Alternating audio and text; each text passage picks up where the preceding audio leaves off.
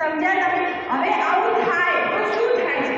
તો આવી ઘણી સંગતના કારણે HIV જેવી બીમારીઓ સામે ત્યારે સાહેબે કીધું કે કોઈના બ્લડમાં નથી લખેલું હતું કે કપાળ પર નથી લખેલું હતું કે HIV હશે અથવા થઈ ચૂક્યો છે. ઘણી વાર જાણતા સમય લાગી જાય છે અને આના કારણે કેટલા બીજા નિર્દોષ પરિવારોનું નુકસાન થાય છે. એમનો પરિવાર પણ સંડોવાય છે.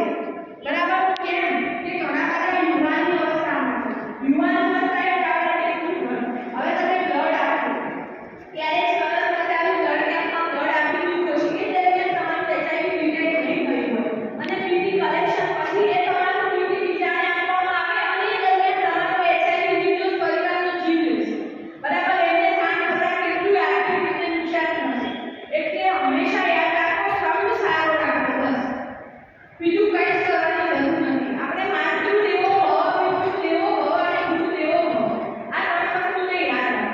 હવે હું મહાત્મા કથાનું નાટક તમારો હમણાં સમય નહીં લઈને નાનું નાટક લઈને આવ્યા છે. તમારે બધું હોય એટલું હરવાની છૂટ છે, પણ કંઈ થાય. ઓકે? તમને કંટાળો આવવો જોઈએ કેમ છો?